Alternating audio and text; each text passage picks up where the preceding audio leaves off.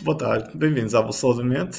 Eu sou o Miguel, este é o meu podcast sobre saúde mental, pessoas que olharam o seu caminho e partilhar o conhecimento. Eu sou coach e atleta e hoje tenho o prazer de ter aqui a Catarina Coito, mais conhecida como Cat Run, do mundo da corrida, maratonista, professora, inspiração e muitas outras coisas. Obrigado, Catarina, por teres aceito o convite. Obrigado eu, é um prazer e obrigada pelo convite. Isso é que é importante, é bom estar aqui contigo e fazer parte deste projeto também. Então, Catarina, como é que tu estás? Muito bem, estou. O fim de semana de hoje é sempre a correr, como eu estava a dizer, a vida é correr e continua sempre a correr, mas é uma vida corrida boa, como se costuma dizer. É correr, quem corre por gosto não cansa e tentar aproveitar sempre um bocadinho a vida em todos os momentos, seja com as pessoas, seja com os amigos, seja a correr, seja sempre a passear. Como é que surgiu o desporto na tua vida? Olha, é assim, eu sempre fazia desporto regularmente, depois quando entrei fiz ginástica de competição, quando era miúda, e natação, hipismo, sempre fiz algum tipo de desporto. Depois quando entrei no liceu, a coisa descambou, deixei de fazer mais, e na faculdade pessimamente, pronto.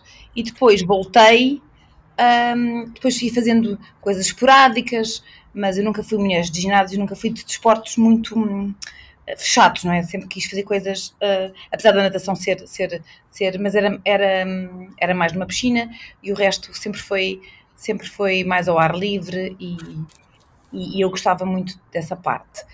Depois, com a entrada na faculdade, pronto, deixei muito o desporto, mas sempre tive, nas férias sempre foi, o normal da minha vida sempre foi fazer, não são aquelas férias normais, de estar deitadinha na toalha, são férias normalmente sempre desportivas, sempre com muitos jogos, ou neve, ou desportos aquáticos, e depois de ter os meus filhos,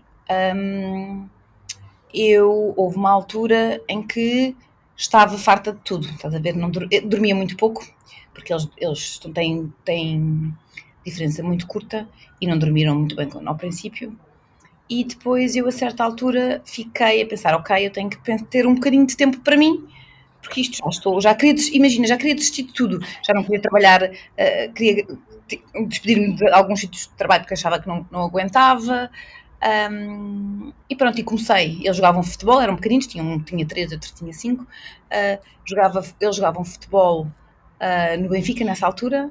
E eu comecei a primeira vez a dizer: eu vou dar uma volta ao Estádio da Luz.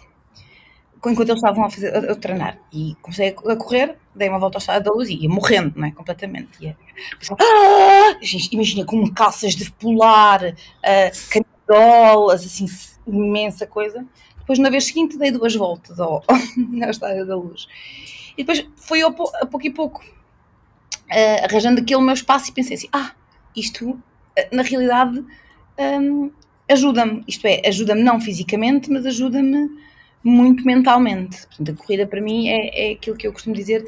Claro que obviamente também ajuda fisicamente, isso faz-nos mais fortes, isso tudo, mas ajuda-me, mas é o meu escape mental, é o meu momento comigo, é o meu momento sozinha, é o meu momento com os outros, mas funciona muito como uma parte terapêutica. E pronto, foi assim. E depois foi evoluindo, primeiro treinava só ao fim de semana e à quarta-feira à noite, depois comecei a fazer madrugadas e pronto, e agora é sempre madrugada, já nem sei correr de noite, já nem sei correr à noite, portanto, no turno da noite. Tu de começares assim, não é? Nós falámos em off, não é? Que tu acordas, não é? Às 5h15, 5h30, não é? Para ires correr, Sim. não é? Parece assim um bocado, não é? Para quem está de folga, assim, acordar às 5h15, não é? No meio da noite, da madrugada, para ir fazer uma corrida. Eu só consigo correr, ou por outra, eu conseguiria correr à noite, no final do dia, mas eu chego normalmente entre as 8h30 e 9 da noite a casa. E é a altura em que normalmente estou com os miúdos, não é? Portanto, e com o meu marido, portanto, estou em família. Até porque eles também treinam à noite e saem por volta das 9. E portanto, isso implicaria nós perdermos ali o nosso tempo de qualidade de vida. E, isto, nós somos uns animais de hábitos, completamente. Nós somos mesmo uns animais de hábitos. E ao princípio uma pessoa acha que é muito difícil o acordar cedo.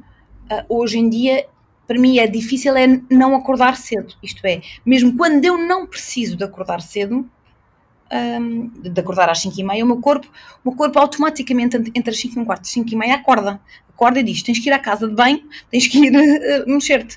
Às vezes eu consigo voltar outra vez para a cama, e ao fim de semana, se não preciso de ir tão cedo, e vou um bocadinho mais tarde. Mas ainda hoje, olha, imagina, hoje eles tinham jogo às 9. Portanto, eu até podia ter ido correr um bocadinho mais tarde, mas não conseguia, eram 5h30 da manhã. O despertador nem tocou, porque eu já não tinha tirado o despertador. O meu despertador biológico acordou-me, eu fui à casa de banho, estive ali um bocadinho a pensar, não, vou voltar para a cama. Pronto, e às 6h30 disse, esquece, não vais nada para a cama, vai já correr. Mas é um bocadinho, parece difícil, mas é hábito, portanto eu já nem consigo fazer isto de outra maneira. E tu, daqui de começares a fazer isto, depois encontraste, não é? Outras pessoas que te acompanham sempre nisto e já te sentes mal, não é? Até fazes, entre aspas, o compromisso de ir ter com as pessoas, não é? Imagino, para não falhar os treinos, não é? É assim, a parte boa, eu moro numa zona onde vou rapidamente para o pé do rio, não é? De lá embaixo. Aqui em Lisboa, portanto eu moro em Miraflores, portanto vou rapidamente até ao rio, até ali a Algés, onde está sempre gente a correr às 6h30, por volta das 6h30, está sempre gente a correr. Mais uns dias do que outros, mas há sempre lá gente, e isso é bom, porque eu ao princípio, eu antes, quando tinha treinos mais longos, eu entretanto mudei de plano de treinos e isso também me ajudou muito. Eu antes, quando tinha treinos mais longos, ainda acordava mais cedo, começava a correr mais cedo. E não encontrava muita gente e até tinha um bocadinho de medo, porque é muito escuro, no inverno especialmente, é muito escuro, não há ninguém na rua. É bom, porque aquilo mentalmente tu vais completamente a aliviar e não ouves barulho nenhum, mas às vezes há zonas que são um bocadinho assustadoras, e eu digo-te que às vezes uma pessoa está sempre a pensar, espera, se me acontece alguma coisa, se vem alguém, como é que eu vou, Nunca fazia os mesmos percursos, imagina, nunca fazia quando eu morava noutra casa, e para baixo, nunca ia pelo mesmo caminho todos os dias, fazia sempre caminhos alternativos, porque encontrava menos gente. Aqui há sempre mais movimento agora, portanto é muito mais fácil, vou sempre normalmente pelo mesmo sítio e encontro sempre malta. Mal ou bem, há sempre alguém lá em baixo, pelo menos, para dizer um olá. Às vezes nem é para correr junto, é só para dizer um olá, pronto, e nós sentimos-nos que não somos os únicos malucos a correr a estas horas. Tu de dares uma volta ao Estádio da Luz para te tornares maratonista, vai aqui um grande, não é? Vai aqui um processo engraçado. Queres falar um bocado dele? Sim, pronto, começou com isso e depois, como é que foi? Depois nós inscrevemos-nos, a primeira prova que eu me inscrevi foi a mini maratona da Ponte 20 de Abril, quando era 7 km ainda, mas a começar lá em cima, em 2015, 2016, 2015 acho eu.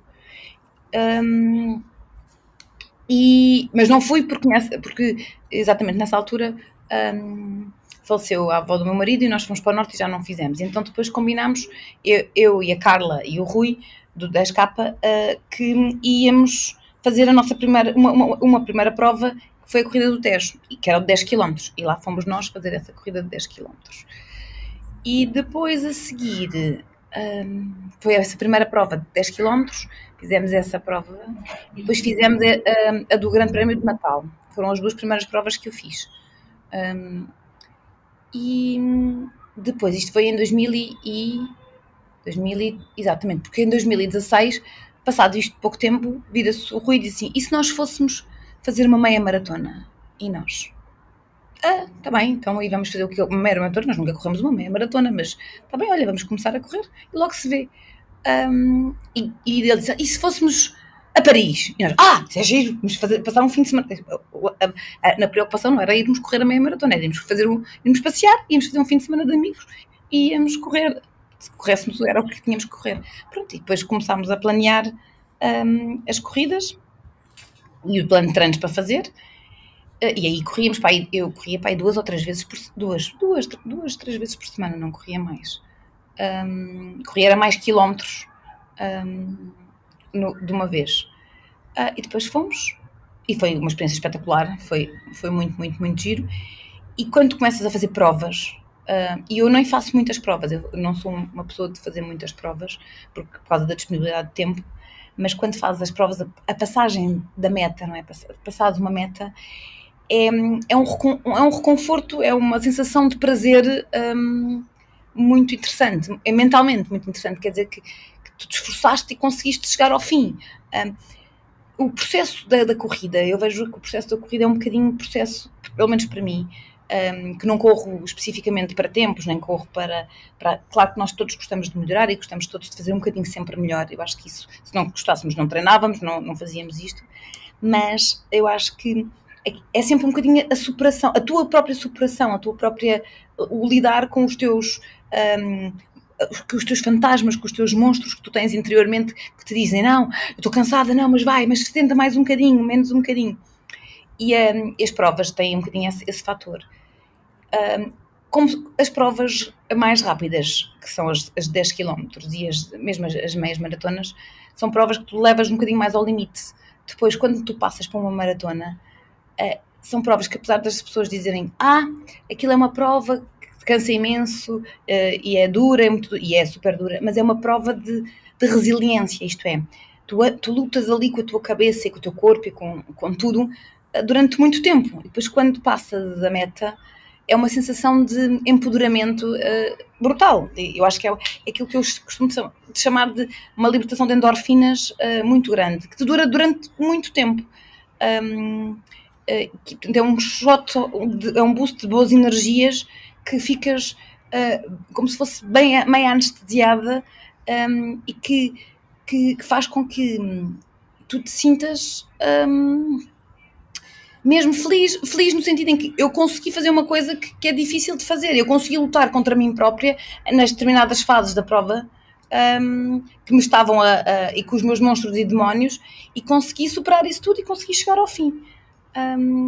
E isso foi o que levou à maratona, e hoje em dia para mim a maratona é a minha grande prova. Eu corro as outras provas para fazer maratonas, porque é na maratona que eu me sinto realizada. Apesar de ser muito difícil, é a prova que mais me motiva. Até porque eu não sou uma pessoa rápida em termos de velocidade, gosto de quer dizer, acho que sou rápida, o que tem que ser, não é? Mas acho que gosto da sensação de lidar com esta maneira de ver e de estar e de ir passando pelas várias fases que o corpo e a cabeça te exigem na maratona. Se calhar eu falo muito, manda-me calar. Está à vontade. Tu chegaste a fazer majors, não já? Ou fizeste... Sim, já fiz Berlim, Chicago e Boston. Então, essa experiência, como é que é correr? É assim tão gratificante como se falam? Qual é que é o teu feedback? Correr nos Estados Unidos é assim uma coisa que não tem explicação. Imagina, eu acho que há provas, a Espanha é brutal também, a Espanha é muito, muito, muito bom, mas correr nos Estados Unidos é tudo em grande.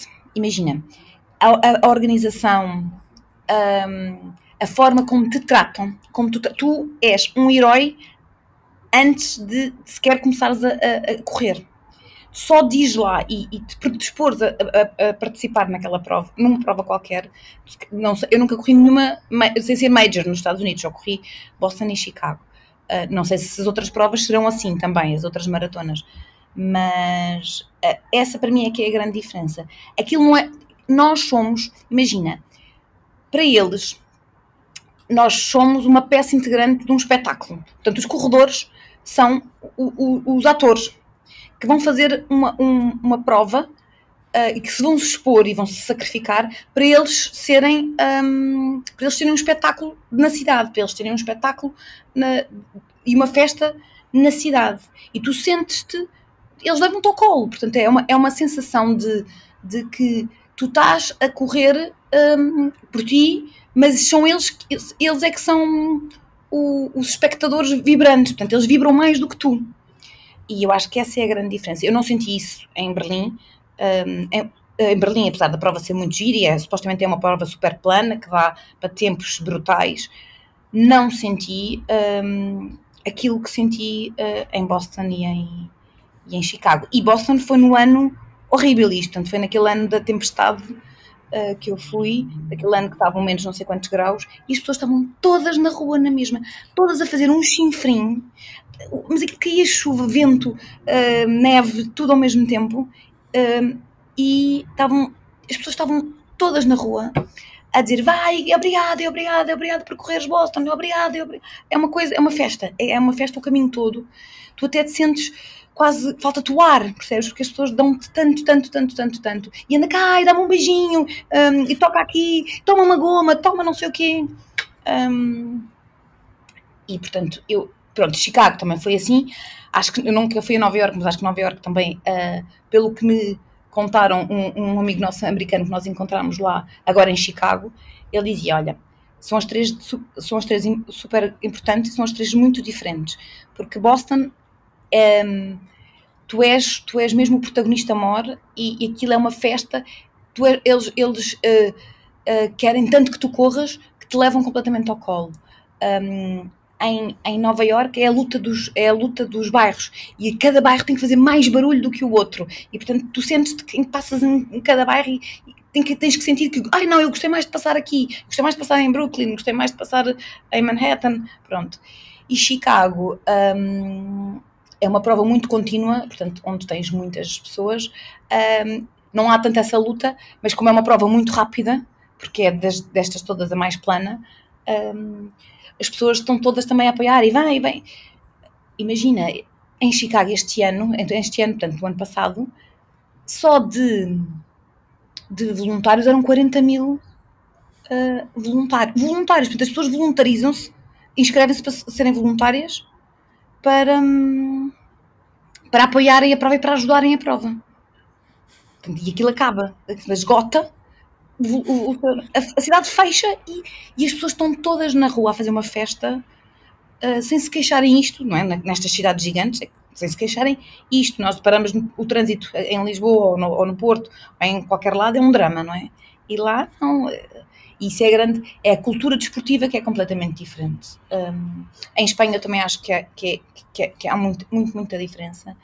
Em Portugal eu acho que temos um caminho muito grande, mas mesmo muito grande para fazer, especialmente na mentalidade dos apoiantes e das pessoas que querem, que gostam de assistir ao desporto, porque nós não temos cultura desportiva, nós achamos que isso é uma seca, o trânsito estar parado, em vez de ser, que giro, é uma festa, vai tudo correr, é uma forma de potenciar a cidade, potenciar os sítios, mas ainda não é muito bem visto assim. E essa é a grande diferença entre as majors, acho eu, e as outras provas. Berlim eu não senti tanto isso, apesar da cidade também parar e ser uma major espetacular, mas o povo também é menos entusiástico, não é? E portanto, como o povo é menos entusiástico, pronto, não é tão festivo, não é tanta festa. Às vezes, nestas provas, portanto, Boston às vezes é quase, podem só calar um bocadinho para eu ir um bocadinho concentrada, não é? Porque é tanto barulho. Tu a nível de, estavas a falar que a corrida ajuda-te muito mentalmente. Tu que coisas é que depois trazes para a tua vida que aprendes com o desporto e com a corrida? Olha,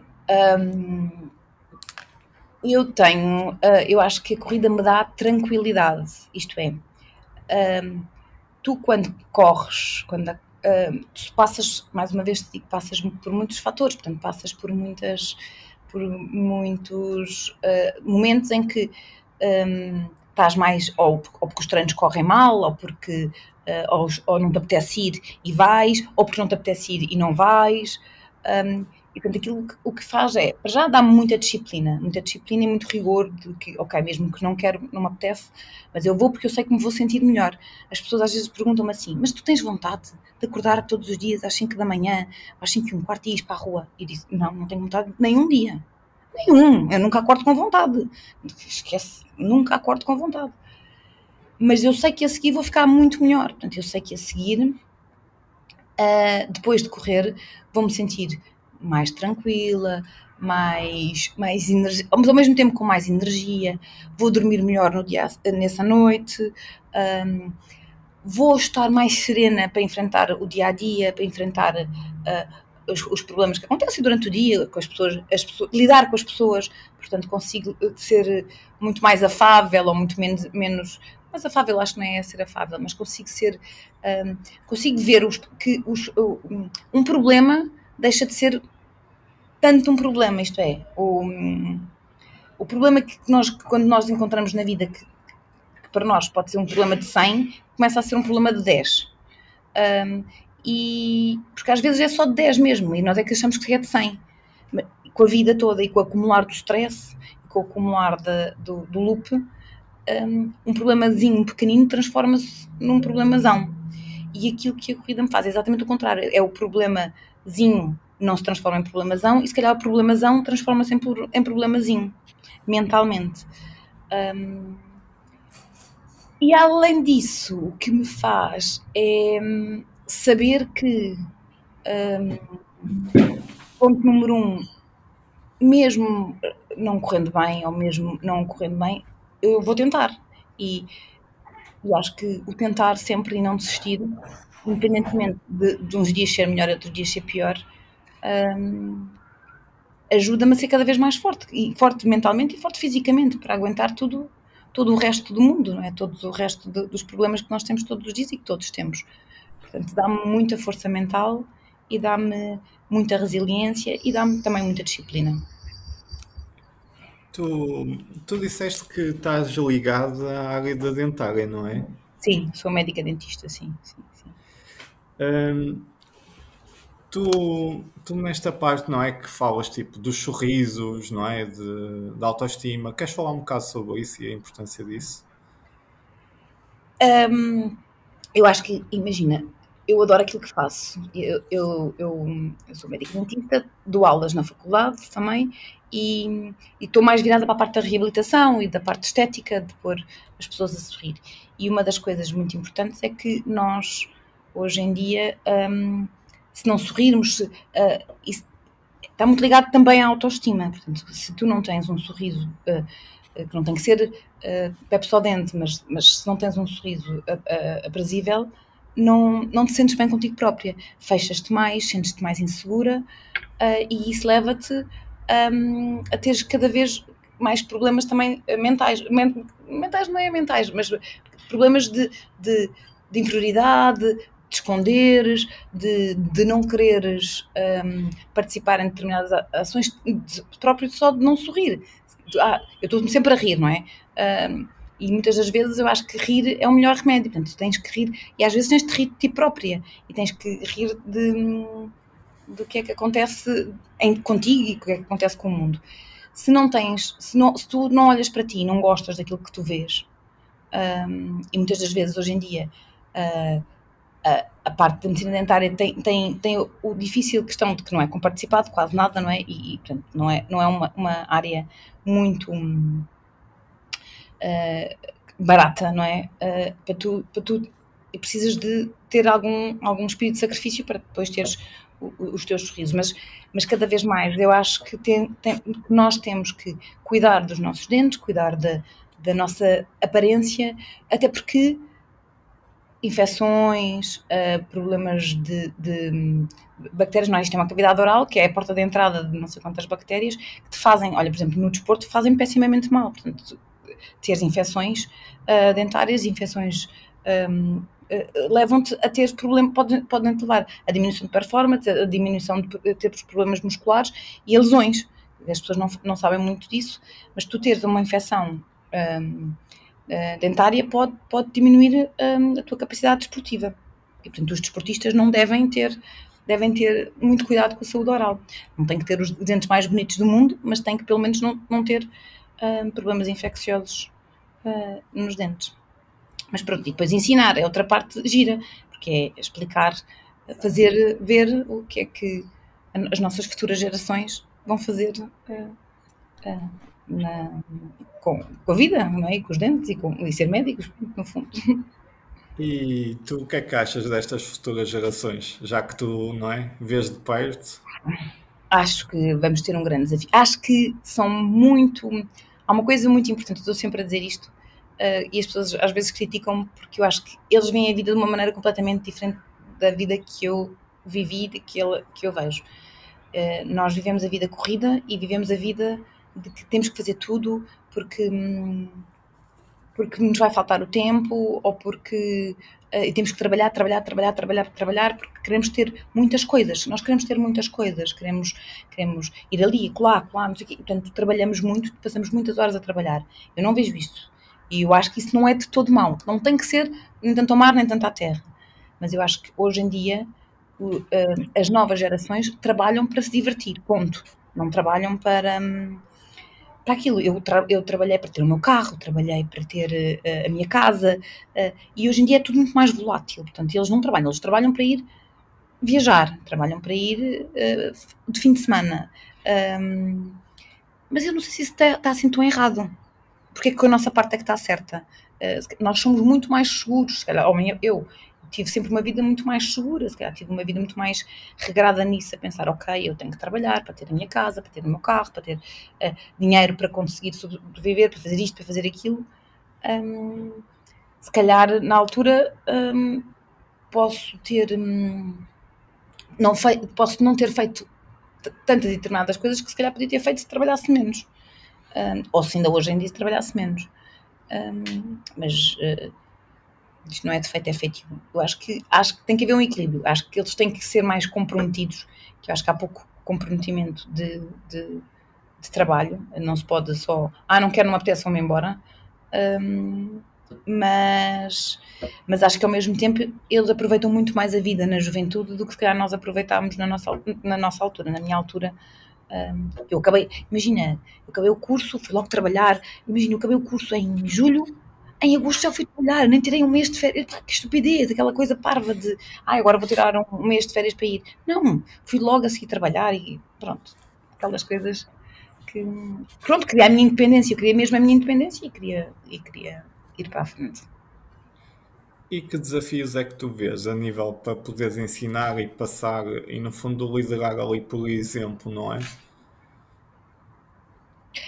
Eu acho que aquilo que é mais importante hoje em dia ensinar, mesmo sem ser a parte técnica, é ensinar a cuidar. Isto é,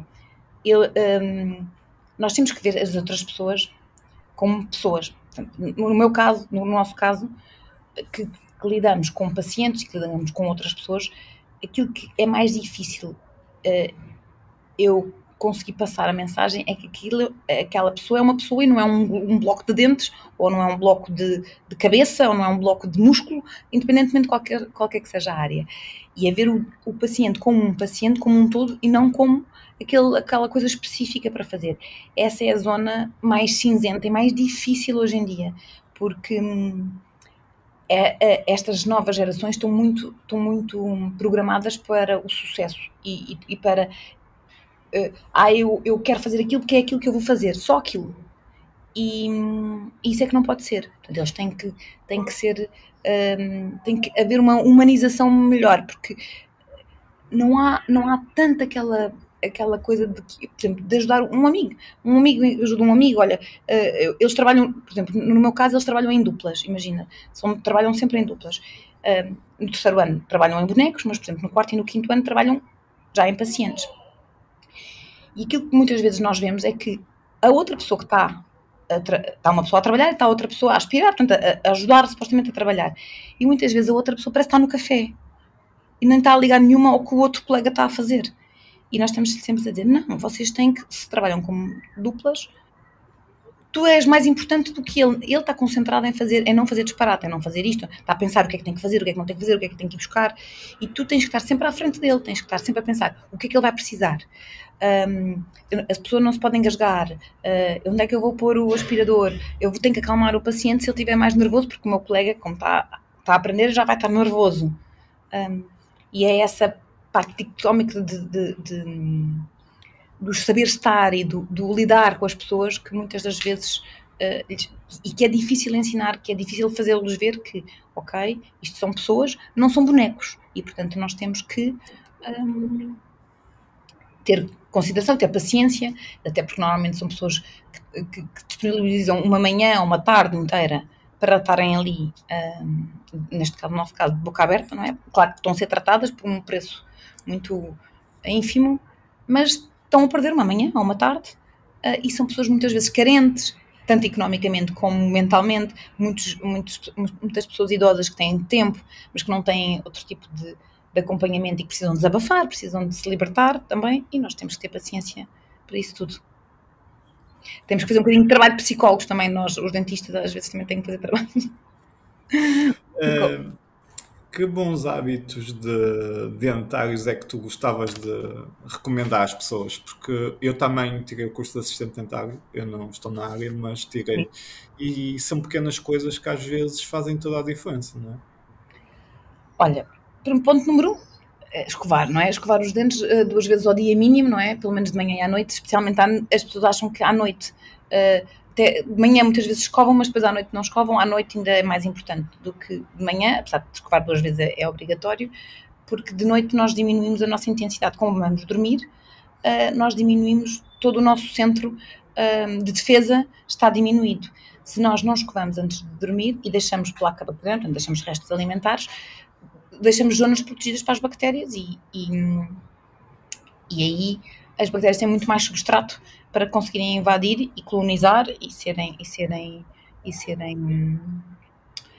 e provocarem cárie, a doença cárie, não é? E depois outra coisa que é importante, as pessoas, há aquela função de dizer assim, um copo com água, uma escova e pasta é o que te basta, não é? E não é verdade, porque o copo com água não ajuda nada, isto é, a pasta, nós temos que pôr muito pouca pasta na escova, não, nada daquelas coisas dos exemplos, não é? Dos anúncios que pões imensa pasta de dentes, não é? Muito pouca pasta e depois devemos cuspir e não bruxar com água a seguir.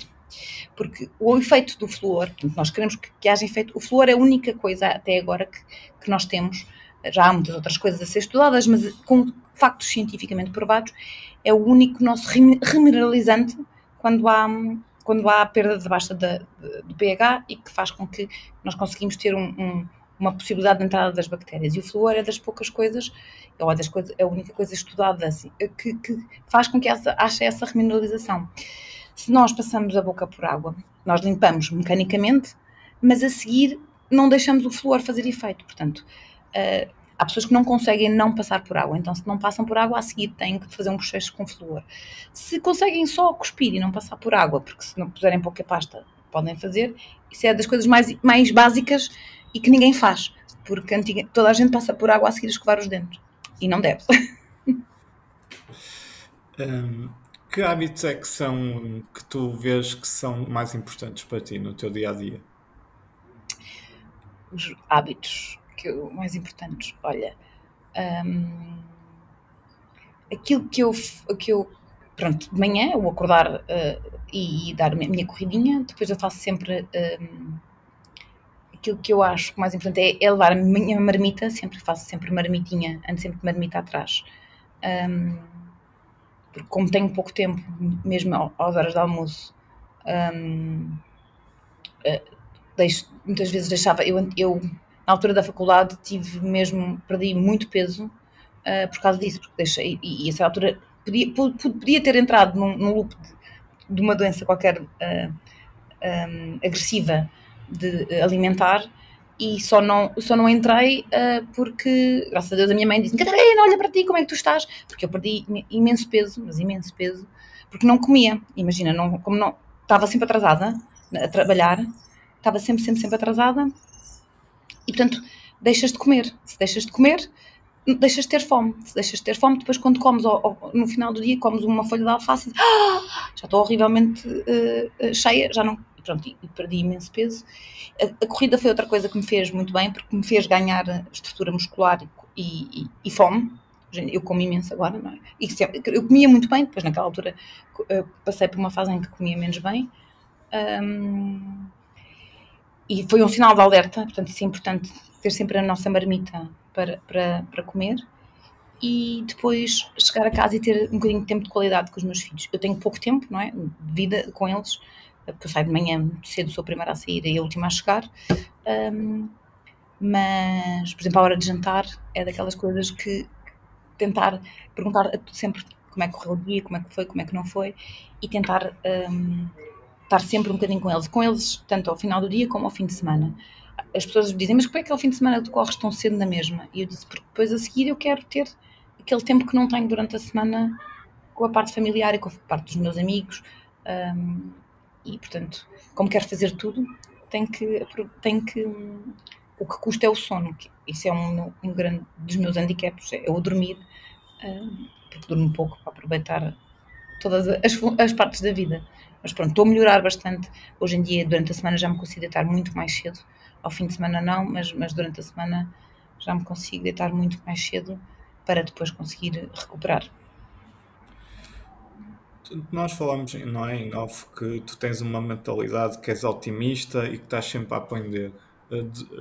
Queres falar um bocado sobre isso? Sim, eu acho que eu gosto sempre de pensar, eu sou otimista no sentido em que eu gosto sempre de pensar que a coisa vai sempre correr bem e é engraçado. Uma das coisas das provas que acontece é que tu tens sempre aquele nervoso antes da prova, que é muito engraçado. As pessoas às vezes perguntam, mas porquê estás nervosa? E porquê é que uma pessoa está tão nervosa por correr uma prova? Coisa de disparate. É só vais correr, que não vem. Mas é o nervoso miudinho de saber como é que aquilo vai terminar. E eu acho sempre que, mal ou bem, nós vamos lá chegar. Mas ao mesmo tempo sou uma pessoa cautelosa, isto é, eu odeio, eu estou sempre a dizer, eu odeio estar no vermelho. Eu adoro o laranja, mas odeio o vermelho. E tenho sempre medo de poder que o vermelho sirva, que eu chegue ao vermelho e depois acabe em sofrimento. Eu acabei para aí 2 provas em sofrimento e disse que nunca mais queria fazer isto na minha vida, porque isso para mim não me dava prazer. Eu tenho que rir-me para as pessoas, eu tenho que sentir as pessoas, eu tenho que olhar e ver aquela coisa, eu tenho que ver as pessoas, e portanto, ao mesmo tempo, não gosto muito de arriscar em velocidades ou essas coisas. Tenho sempre medo, agora vou levar uma marreta, lá vou eu levar com uma marreta e depois de seguir tenho que andar, não vou acabar feliz, porque eu adoro acabar, imagina, gosto de acabar super feliz e contente, de sorrir e toda... E isso é uma coisa que me deixa muito feliz. Acabar bem deixa-me mesmo muito feliz. O otimismo, acho que tu vês o copo meio cheio, ajuda-te muito a lidar com problemas. E eu sou uma pessoa que sou muito acelerada e às vezes sou ansiosa. Portanto, aquela parte de pensar assim, ok, mas isto é assim, mas se eu pensar isto ao contrário, a coisa já vai correr bem. São estratégias que eu acho que mentalmente faço para que tu consigas perceber que tens que melhorar e que não piorar. Portanto, é o tal copo meio cheio. Tentar sempre ver o copo meio cheio. Às vezes a coisa parece que está horrível. Mas para lá, está bem, mas há tantas coisas piores. Ok, portanto, vamos lá, vamos ser otimistas e vamos fazer isto de outra maneira e vamos conseguir fazer. Eu acho que isso é muito importante nós pensarmos. E pronto, quando tu tens miúdos, gostas de dar sempre o exemplo para eles, não é? Portanto, e aquilo que eu penso é sempre, eu tenho que lhes ensinar que isto não é nada dramático, não é? Ainda por cima eles estão os dois na adolescência, não é? Tudo é um drama, não é? O não ser convocado, desportistas, não é? E a história da performance, a história dos amigos, das miúdas, tudo, não é? E portanto, se nós formos muito pessimistas e dissermos, não, que horror, isso não, eles também sentem isso tudo. E é uma das coisas que eu não quero, é que eles fiquem assim. Portanto, prefiro pensar sempre no copo meio cheio e dizer-lhes exatamente isso. Às vezes digo-lhes, quando acontece alguma coisa, ou quando não são convocados, ou não faz mal. Quando o telefone tocar, tu vais lá estar pronto, ainda mais importante, ainda vais conseguir fazer isso melhor, ainda vais conseguir que o resultado seja melhor. As oportunidades chegam, se calhar não é hoje, se calhar não é amanhã, mas nós temos que aceitar aquilo que é naquela altura. Quando foi Boston, uma das coisas, eu lesionei-me, eu tive uma lesão grande na altura, portanto, quando fiz a minha primeira maratona, que foi Sevilha, fiz Sevilha e fiz Valência nesse ano, portanto, que foi em 2017. E tive índice para Boston logo em 2017, portanto, em Sevilha, porque pronto, nós mulheres temos a sorte de termos uns valores mais baixinhos. E eu fiz Valência, que ainda era novembro, e lesionei-me em dezembro. E deixei de correr. Deixei completamente de correr. Tive um síndrome da banda iliocotibial e só voltei a correr uma semana antes de ir para Boston. E nós já tínhamos tudo marcado. E pronto, marca-se logo. E eu disse, não, eu vou na mesma. Olha, se correr só 10 km, corro só 10 km. Se correr 5, corro só 5. Mas pronto, e fui. Quando fui, comecei a correr e cada 5 km que passavam, eu achava mesmo que só ia correr para aí 5 ou 10. Cada quilómetro que corria, cada 5 km que corria, que tinham assim, umas baietas, não é, que nós tínhamos que pesar, eu dizia, já foi mais 5, vá, mais outros 5, mais outros 5. Pronto, depois acabei por correr os 42, não é? Mas foi um bocado nessa força de que, ok, eu tenho que pensar que se não me está a doer, então vamos tentar correr, continuar a correr, vamos tentar ser positivos e ir para a frente. Se tivesse que doer, tinha que parar, não é? Mas pronto, basicamente é essa, eu acho que o otimismo ajuda-nos a ir para a frente e a pensar nessas coisas assim. E como é que é, no fundo, não é? Os teus filhos são desportistas e olharem para ti a fazer maratonas, não é? E como é que é o impacto disso neles? Olha, eu acho que eles, ao princípio, quer dizer, eu acho que eles acham que eu sou um bocadinho maluca, não é? Porque, pronto, eles não correm atrás de uma bola, é diferente, não é? Estas coisas de correr só por correr. E vi-me acordar de manhã e ir, mas acho que sim, acho que eles ficam, e têm orgulho, estão sempre a perguntar-me, então, e no princípio perguntavam-me se eu ganhava, não é? E eu disse ganhava uma medalha. Agora já são crescidos, já sabem que eu não vou ganhar, ganhar a prova nenhuma, mas agora é engraçado porque já estou noutra idade e até se tornam um bocadinho competitivos comigo, percebes? Daquela de, vamos fazer uma corrida, vamos ver quem é que ganha, especialmente o mais velho, que tem 16 anos, portanto, a certa altura, mas eu ganho-te. E é verdade, eles em 5 km ganhamos logo. Diz, bem, mas se tu correres 5 km ganhas, mas se calhar nos 10 já não me ganhas. E ele, está bem. E no outro dia nós até éramos para ir fazer uma corrida aos dois juntos e ele depois disse assim, eu não vou correr contigo. Então, mas tu, porque não sei, porque depois tu podes me ganhar e eu não quero. Portanto, já ficam, mas claro que obviamente que ficam entusiasmados com isto tudo. E acham piada da mãe maluca que corre maratonas, não é? E dizem, daqui é a minha mãe, pronto. Mas isto, os nossos mesmos amigos, são a mesma coisa. A maior parte dos meus amigos, os que não correm, estão sempre a dizer, vais tu todos os dias, mas tu acordas mesmo de manhã todos os dias, mesmo depois de sair à noite ou de termos jantaradas, não sei o quê, tu acordas e vais correr. Vou porque aquilo é uma libertação de endorfinas, não tem a ver com um hábito. É um hábito. A corrida é um vício também, é um vício, é dos bons, não é? Mas é um vício, é uma forma de libertares a ti própria, portanto, acho que isso é bom. E tu, que desafios e ambições tu tens? Olha, é o que eu digo, eu não sou muito de provas no sentido em que a prova é bom, eu gosto de fazer provas de vez em quando pela companhia, pelo desafio que tu fazes contigo próprio. Numa prova tu desafias-te ainda mais e desafias-te contigo, mas para mim eu quero fazer as Six Majors, não é? Hei de fazer, não tenho pressa, acho que as vou fazer com calma e tranquilidade. Este ano, por exemplo, concorri a Nova Iorque e tinha tempo, mas não fui aceito e disse, olha, paciência, então não vou, vai ir para outro ano. Mas quero fazer, quero continuar a correr maratonas, basicamente. Quero ir fazendo uma ou duas por ano, ou 3, às vezes, pronto. Não quero também fazer muitas, porque isto já pesa, já pesa em termos de... Não em termos de organização, que nesta altura foi uma coisa que eu melhorei muito. Foi em termos de tempo. Porque antigamente eu tinha um plano de treinos que me obrigava a fazer muitos longos durante o fim de semana, que fazia-me perder muito tempo. Eu, nesta altura, não faço treinos longos, isto é, o meu treino mais longo é 1h40, no máximo, mesmo para uma maratona. 1h50, na loucura.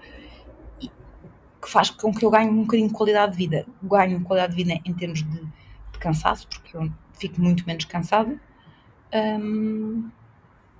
E depois ganho qualidade de vida porque não preciso me levantar tão cedo, porque os treinos são mais curtos, e tenho mais tempo e mais disponibilidade para o resto da minha outra parte da vida, que não é só a corrida. E mesmo durante a semana, os meus treinos são todos de 40 a 50 minutos máximo. Depois, pronto, tenho um treino normalmente de 80, 90 minutos, e posso ter outro na loucura. Se tiver um de 80, depois tenho um de 100, 120. Nunca chega às 2 horas sequer. E isso, para mim, melhorou muito em termos de plano e de organização, que faz com que a minha vida social e profissional funcione também muito melhor, porque sinto-me muito menos cansada e sinto-me mais ativa para fazer as outras coisas. Que mensagem? Não estava... Continua. Pois, não, agora pensei, que objetivos é que eu queria? Pronto, basicamente era fazer as majors, eu gosto de fazer meias maratonas também, e algumas provas de 10 km também, fazer pouquinhas, não é assim nada especial, e depois ir correndo, desde que eu consiga correr até aos 80 anos, estou ótima. 80, 90, se eu vou chegar. 80, 90, olha. É uma boa. Eu tenho uma amiga minha que quer correr até aos 100, portanto, mais. Se eu chegar lá também, eu quero enquanto puder correr. A lesão fez-me uma coisa importante. Quando eu tive aquela lesão, fez-me perceber que sem a corrida eu ficava mesmo mal, ou por outra. A minha vida era mais cinzenta, não tinha tanto esta libertação. E tu podes fazer outros tipos de desporto, outras coisas. Eu adoro, por exemplo, ir para a neve é outra coisa que me liberta em mente das endorfinas, e eu adoro. Mas a corrida é uma terapia diária. No fundo, tu estás sempre a fazer aquilo. E portanto é uma coisa que me ajuda no dia a dia permanentemente. Agora, e ajuda, e eu adoro esta parte do juntar isto com aquilo que eu chamo de maraturismo, que eu adoro passear, adoro viajar, e ir conhecendo vários sítios. É espetacular, portanto.